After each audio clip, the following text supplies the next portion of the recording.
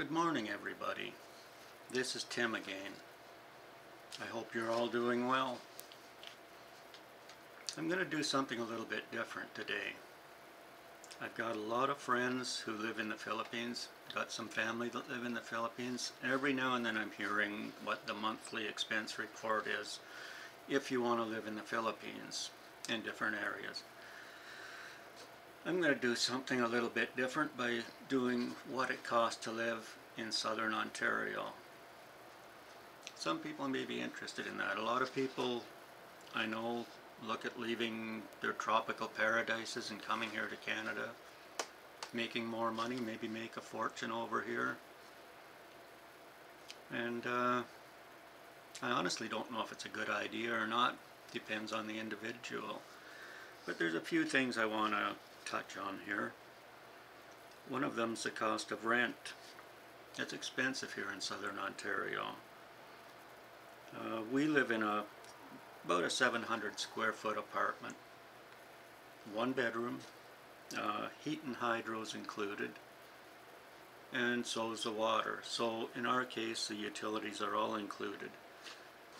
Because we rented this place back a few months ago, actually, pardon me, that's not a few months ago, we rented it about 2 or 3 years ago now, and the price was lower then. They're only allowed to put the cost of the apartment up by a small percentage each year. So our apartment right now is running us somewhere around $1,150 each month. But that includes 2 parking areas, which are $35 a month each. One for the vehicle that we drive year round, and one for my motorcycle. Now if you go to rent this apartment now, they're advertising them at $1,350 a month. That's with no parking area whatsoever. So the cost of rent alone is pretty expensive here in Guelph, Ontario. You can get cheaper places. I mean, if you want to go way up north, you can rent an apartment up there for probably $600 or less a month. But that's 6 hours north, small towns, not much industry or anything, maybe a good retirement place. Here in southern Ontario, Guelph is about average for small towns, or small cities, I think. Toronto, you won't get a place for $1,350 a month. Not unless you're extremely lucky. Our internet in this place, our internet speed's good. We get up to 150 download and 25 upload. And it actually averages around 105 megabits per second down and about 15 up. That costs us $70 a month.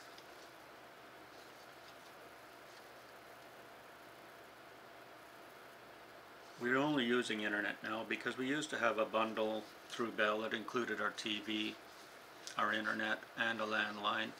We never used the landline, seldom used the TV, and we were paying about $300 a month, which was absolutely ridiculous. Of course, we had upgraded TV packages.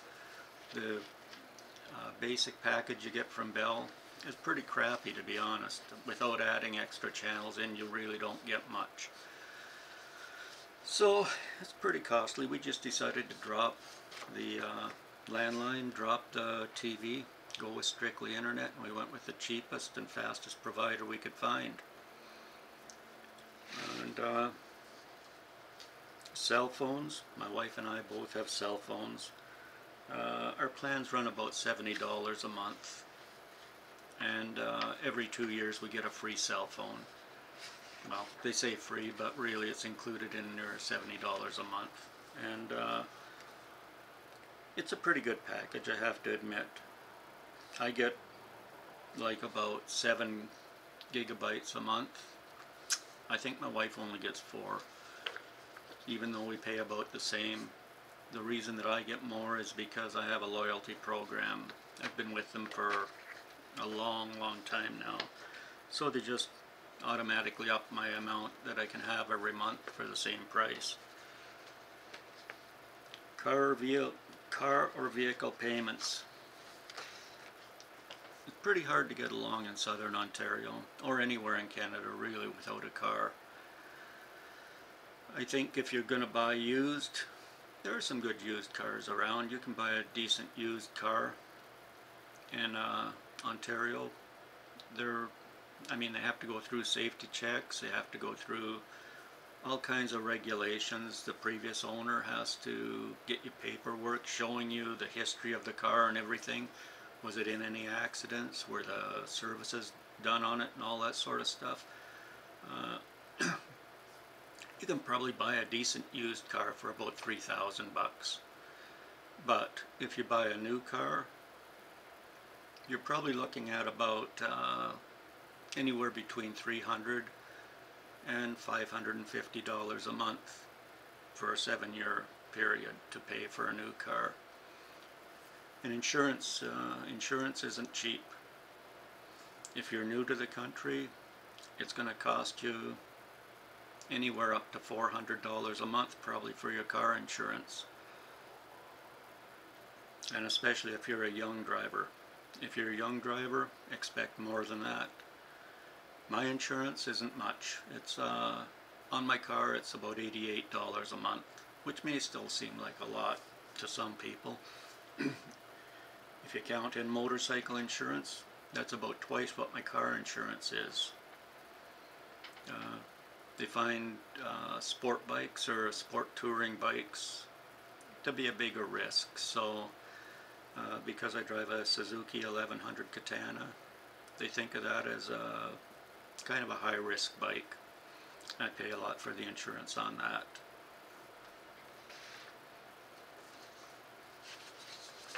Now, let's see. What are my notes here? I'll take a quick look.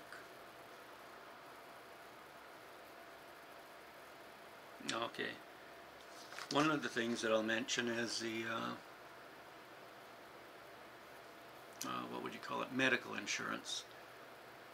If you're an Ontario resident, you don't have to pay for medical insurance. When my wife first came to Canada, she had to wait 3 months before her Ontario coverage started. And once that was finished, if you go into the hospital for anything, when you walk out of the hospital, there's no bill. But our taxes here in Ontario are very high. So that's all kind of entered into the cost of insurance in Ontario, or cost of taxes. It's like an insurance in a way when it comes to your medical insurance and all that, but it's nice if you have to get a gallbladder operation, if you have cancer, any of that sort of stuff, your back is injured, you go into the hospital, it doesn't matter how long you're there, you don't pay when you leave. People have to pay for medications, not in the hospital, but if you're out on your own and you have to go get prescription medication, you have to pay for that unless you have insurance through the company you work for or something. Even then you may have to pay a certain amount on it, a small percentage. Once you turn 65, most of that's covered by the government. Dental in Ontario, very costly. If you go to get a tooth fixed, you're probably looking at a minimum of $150. If you need a partial, for example, I could use a partial with 4 teeth in it, that's worth $1,300. If you get a cleaning, $150 to $200. Those sort of things are very expensive here in Ontario. Food's a big one. Between Merlin and I, it's just the two of us living here. We go through about $150 every week in groceries. Now, we don't starve, we eat decent food, and you know, food's one of the little pleasures in life. You really have to buy stuff that you like, whether you like to pay the big price for it or not. And you know, if you start adding things up, living here in Ontario is pretty expensive. Southern Ontario, especially. If you go to Northern Ontario, you can go to other provinces. I mean, you can go to New Brunswick, you can buy a place or rent a place in New Brunswick or Quebec or most of the other provinces far, far cheaper than you can in Ontario.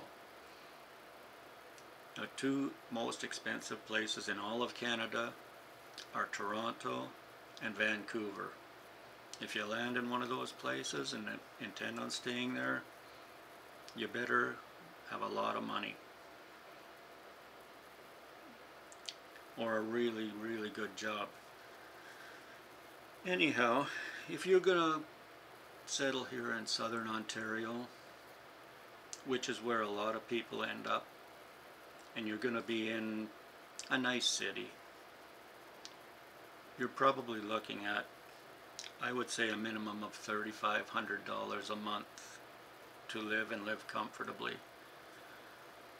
It's one of the nicest areas in all of Canada.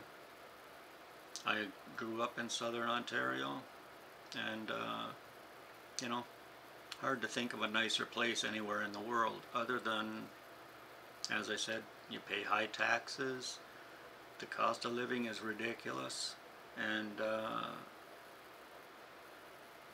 you just kind of go about your everyday stuff, work from the time you're out of school till you're 65 years old in most cases, and then for some of us you look for a cheaper place to retire. Anyhow, that's about all I got to say for now, and I wish you all the best with any decisions you make. But if you're looking at Ontario, if you're looking at British Columbia, you're looking at two of the most expensive places in all of Canada. If you're looking at other provinces like Saskatchewan, Alberta, New Brunswick, Nova Scotia, Quebec, you can probably live in those places a lot less expensively than you can in Ontario. And your quality of life is going to be every bit as good. So I'll just leave it at that, and I'll wish you all luck with any decision you make. I hope this video was a help to somebody. Bye for now.